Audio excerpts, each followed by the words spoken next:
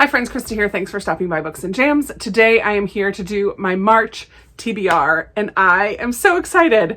I have been going back and forth about whether I want to try to do my TBR game flip and roll or not during March because it is middle grade March and I have a whole stack of possibilities of books that fit the 5 prompts for middle grade March, but I think I still am going to do the game. We're going to just see how it goes. This might be a total and complete mess. We're going to see. So I'm going to start with flip and roll. Then I'm going to pick 12 books in 24, one of my books that I'm going to read this month.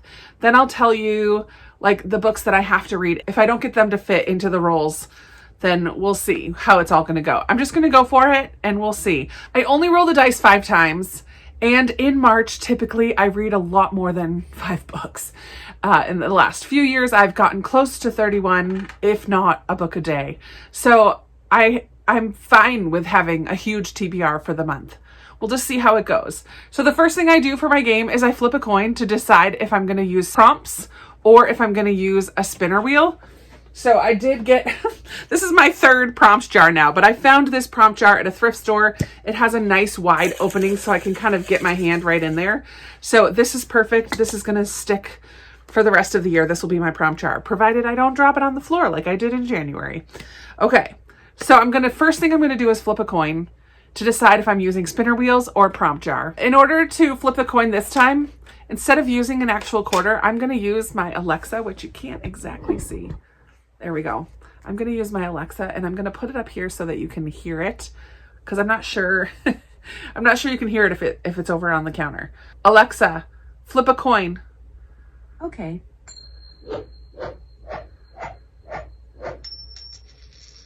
Heads.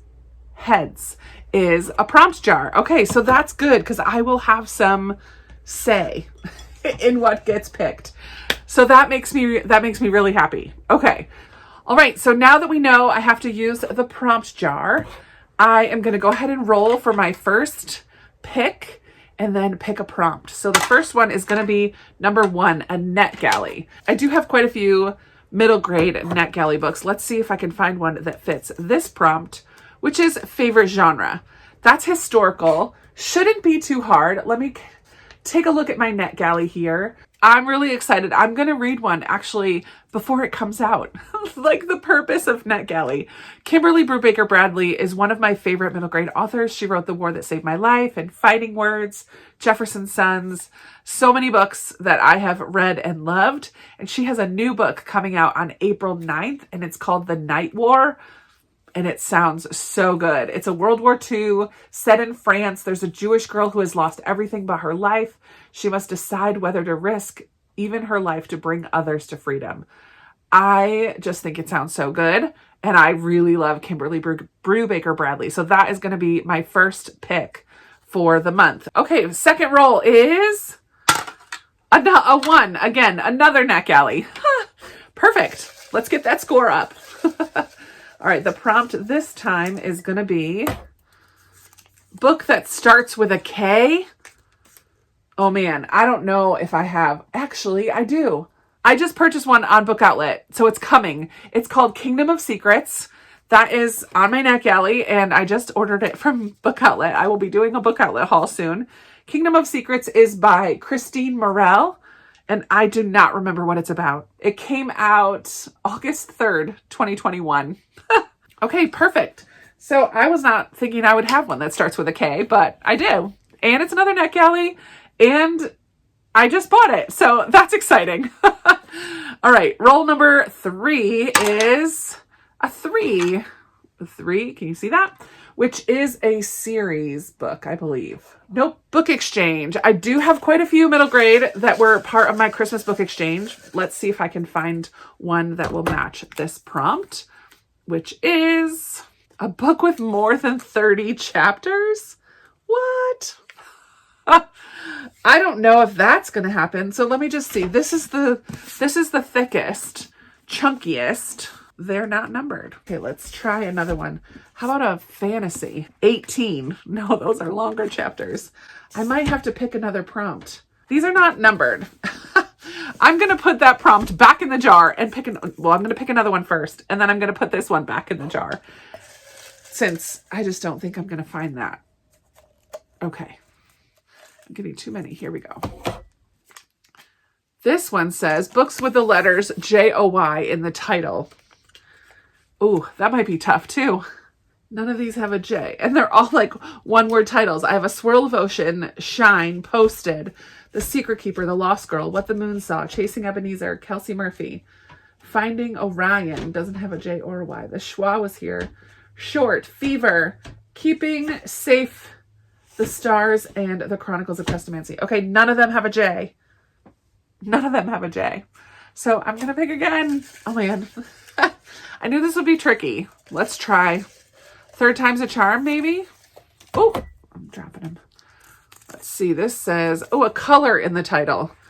A Swirl of Ocean, Shine, Posted, The Secret Keeper, Lost Girl, What the Moon Saw, Crossing Ebenezer, Finding Orion, The Schwa Was Here, Short, Fever, Keeping Safe the Stars. I don't have one with a color in the title either. What am I going to do? I'm going to pick again. I'm determined to make this work. Classic. None of those are classics. Trying again. I'm just going to keep picking until I figure out what I can use. Oh, a mood read. Ha! There we go. I can do that. So looking at my shelf of the ones that are middle grade, what is the one that I feel like I most want to read? I think I'm going to go with, I'm torn between two. So I'm going to keep them both out because it is a mood read. So it'll be one of these ones. Fever 1793 is about the Black Plague in 1793, written by Laurie Halse Anderson. Historical fiction, which I love.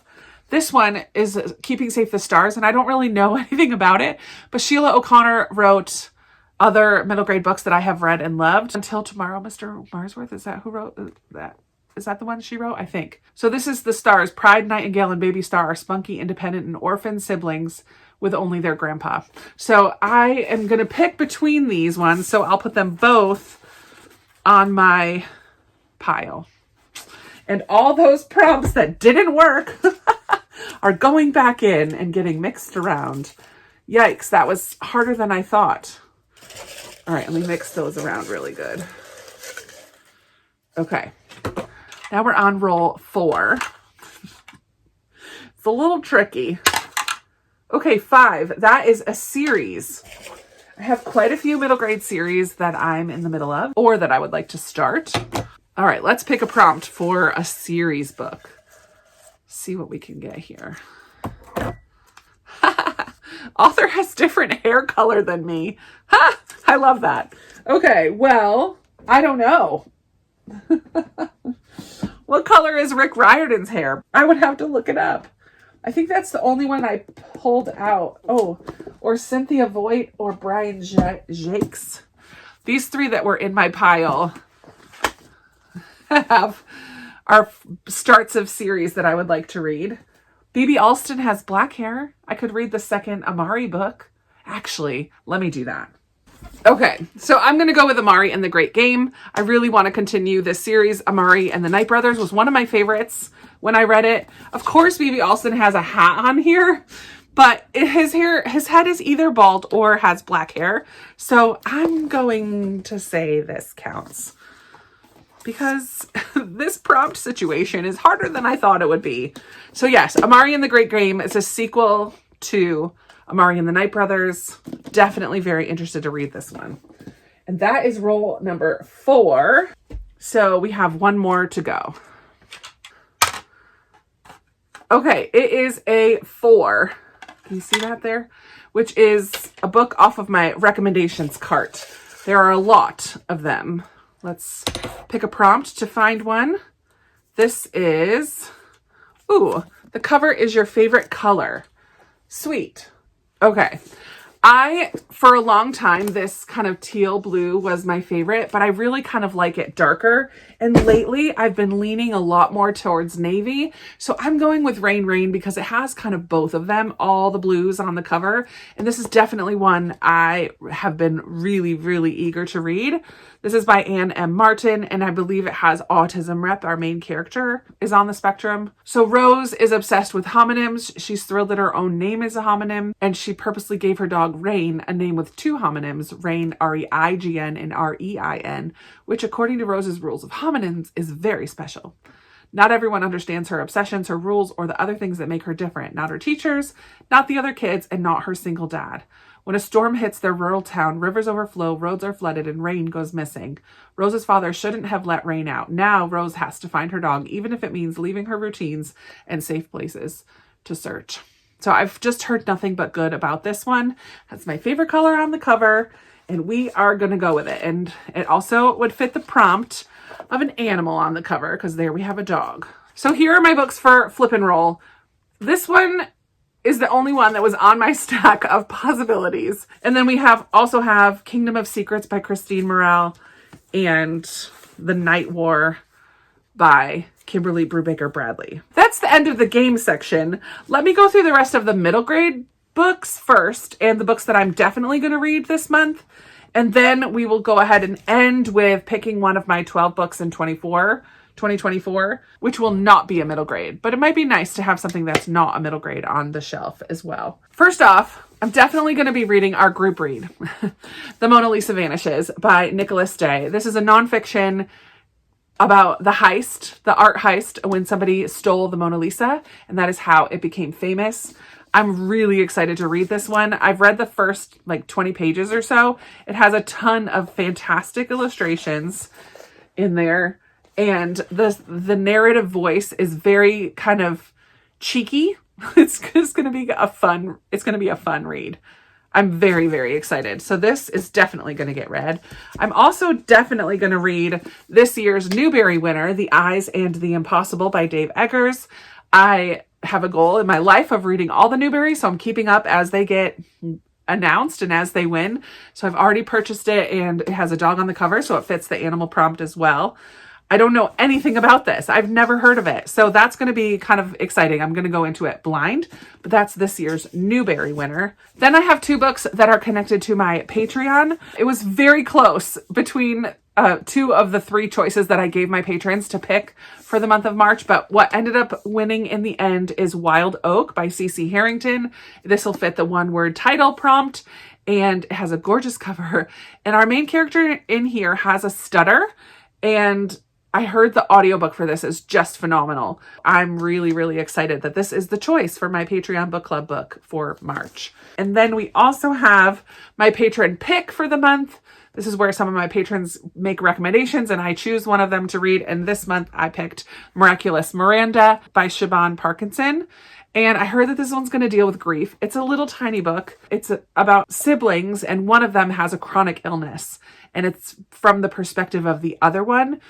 This might be really difficult to read. Many of you know my brother passed away in November, and he struggled with a blood disease that caused him a lot of pain. So it was basically a chronic illness. So I feel like this will have a lot of similar feelings. I mean, they're young, so it'll come from a children's perspective, but yeah, I feel like this is going to be a tough one, but it is really short. And I also think sometimes books like this are very therapeutic. So I'm down to give it a go in the month of March. So we'll see how I feel about this one. Now, these 4 are the definite ones that were on my mind. Then I picked my flip and roll ones. And then I have options. So let me just go through the options really quick, because maybe you'll add some of these to your pile as well. I don't know. What I don't have in any of those is an immigration or refugee story. So I do have 4 picked out that would fit that prompt. I'm really excited to try a Nadia Hashimi middle grade, The Sky at Our Feet. I loved Sparks Like Stars by her. This one also is a story of an Afghan family. Jason has only just learned that his Afghan mother has been living illegally in the United States. Although he was born in the US, it's hard to feel American now when he's terrified that his mother will be discovered. So it is kind of more of an immigration story. I just thought her writing was really beautiful, and I'm very curious how that translates into a middle grade novel. A book that has been on multiple TBRs of mine in the past is Escape from Aleppo by N.H. Senzai. This is a story of a young girl who has to escape from Syria. So I feel like this is going to be a very harrowing, kind of sad. I've been wanting to read this for a long time. And maybe this is the year. Maybe. I recently read The Lost Year by Catherine Marsh, and this is one of her earlier books, The Nowhere Boy. This is another Syrian refugee story. We follow 14-year-old Ahmed, who is stranded in a city that wants nothing to do with him. He's newly arrived in Brussels, Belgium. He fled a life of uncertainty and suffering in Syria, only to lose his father on the perilous journey. Now he's struggling to get by on his own with no one left and nowhere to go. His hope is fading. And then he meets Max, who's a 13-year-old American boy who's homesick, lonely. But with one startling discovery, Max and Ahmed's lives collide and a friendship begins to grow. So I am really interested in this one, and I absolutely loved The Lost Year by this author. Definitely would love to read that this month if I can get to it. And then another author that I've read and loved is Pam Munoz-Ryan, and this one is Becoming Naomi Leon. So I believe this is more of an immigration story about a young Mexican girl and her family who live on a farm in California. This riveting novel about family and identity will leave a deep impression on your heart. I'm here for that. So yeah, I have two that are more immigration stories and two that are more refugee stories. So I'm very excited. That's one of my favorite prompts that we have this year. So I really would love to get to all these. I don't know that that's possible, but we'll see. We'll see. I have 3 more one-word title books. Wild Oak was in my stack of this. But the other ones that have one-word title, Milkweed by Jerry Spinelli, potentially is actually a YA, not middle grade. So I have to look up this one. I don't know anything about it. I just know I got it on Gloria Z. Thompson's recommendation. So I need to look into that one a little more. Crenshaw by Catherine Applegate is one of her books that I haven't read yet, and I would love to read all of her backlist. Also, it has an animal on the cover. This is more of a contemporary. Jackson has kind of an imaginary friend struggling with life. His family's dealing with poverty. So I would like to read all of her books. And then this is the newest book by Donna Barbara Higuera, who wrote The Last Cuentista, which I absolutely loved. And it's Alebrijes, and it's about this owl. Look how cute. Oh my word, he's so stinking cute. For over 400 years, the world has been a barren wasteland. The few humans that survive scrape together an existence in the cruel city of Pocatello, or go it alone in the wilderness beyond, filled with wandering spirits and worms. They don't last long. I just am very excited about that one. We'll see. We'll see. I guess I can do the books that are debuts. I have 4 here, and 3 of them are the start to a series. The first one, though, is a book that was sent to me by the author. John Tilton sent this to me last year. This is also on my NetGalley, so I would really love to get to it. Plus, it's on the short side, so I feel like it would help with my goal of reading as close to a book a day as I can. So this is In the Lands of, or Please Return to the Lands of Luxury. This is by John Tilton, about a girl who lives on an island of trash and finds a doll one day that says, "Please return to Gloria Thatcher." She thinks that this doll was there by mistake because it's clean and really nice and not really trashy. She's determined to try to go return it in the Lands of Luxury to Gloria. But the trash island is ruled by these tyrannical robots. So it just sounds like a fun kind of adventure. I'm pretty sure this is Rick Riordan's debut. Is this the time that I'm finally going to read The Lightning Thief? Friends, does Percy Jackson and The Lightning Thief need any setup? I really do need to read it. And it counts as like a book I missed out on and a debut. So maybe this is the year. Plus it's a series that I want to start. And then Homecoming by Cynthia Voigt, I really want to read because Dicey's Song, I believe, is the sequel to this, and that one won a Newbery, but I don't want to read that one before reading the beginning of the series. So this is Homecoming by Cynthia Voigt. I also have the start of another series, Redwall by Brian Jacques. I don't know how to say his last name. This is the start of a series and also his debut. It's kind of a fantasy where the main characters are mice. Are they all mice? I don't know. This print is very tiny. This is really big for a middle grade, but we'll see. I don't know. It's an option.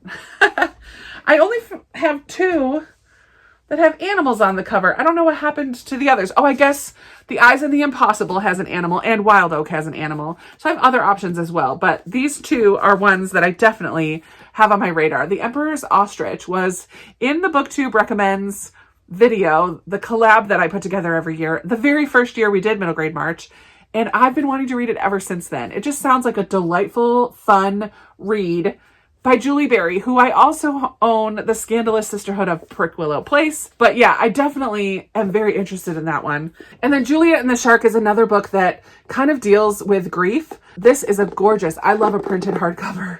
This is by Kieran Millwood Hargrave, and it's about a girl and a shark, but really I know nothing else. There's no description on this. It just says, my name is Julia. This is the story of the summer I almost lost my mum and found a shark older than trees. Don't worry though, that doesn't spoil the ending. I have heard that this is fantastic, and definitely it's on my radar for the month. This is like a humongous pile of possibilities. The last little section I have here are books that I feel like I missed out on, that I haven't read, and I feel like a lot of other people did. One of them is The Insignificant Events in the Life of a Cactus by Dusty Bowling. This is about a young girl who is born with no arms. She's pretty settled in her life, but then her family moves to a new town when she's 13, and she has to go to a new school and make new friends, and that is pretty tough. And I've heard that her as a character is just like, she's smart and spunky and delightful, and you just love her, fall in love with her. So I'm very, very excited to read that one, hopefully. Wolf Hollow by Lauren Wolk. I really want to read everything Lauren Wolk has written. And Wolf Hollow is one that I haven't gotten to yet. It's more historical because it's set in the 70s, I believe. But we follow Annabelle in her small Pennsylvania town. A new student comes to school, Betty, and Betty is a bully. Betty the bully starts like making life kind of miserable for Annabelle. And then Betty kind of crosses a line because she starts bullying a veteran in their town that everybody thinks is a little bit strange, but kind of harmless. But Betty really starts digging at this veteran, and Annabelle knows she needs to stand up for what's right and shows kindness. And I just feel like that's going to be a really good read. And I want to read everything Lauren Wolk has written. The House with Chicken Legs, I think, was super popular a few years ago. I have 3 Sophie Anderson books on my shelves because the covers are just spectacular. They're so like intriguing to me and beautiful, and I really want to read it. And I haven't read any Sophie Anderson. Hopefully I like her writing style, because now I have 3 of them. All 12-year-old Marinka wants is a friend, a real friend, not like her house with chicken legs. Sure, the house can play games like tag and hide and seek, but Marinka longs for a human companion, someone she can talk to and share secrets with. But that's tough when your grandmother is Yaga, a guardian who guides the dead into the afterlife. It's even harder when you live in a house that wanders all over the world, carrying you with it. Worst of all, Marinka is being trained to be a Yaga, and that means no school, no sports or music lessons, no parties, and no playmates that stick around for more than a day. I feel like that's going to be a really good story, a little bit fantastical, a little bit retelling type of a thing. We'll see. And finally, I feel like this is more teen as well, but I'm putting it on my middle grade.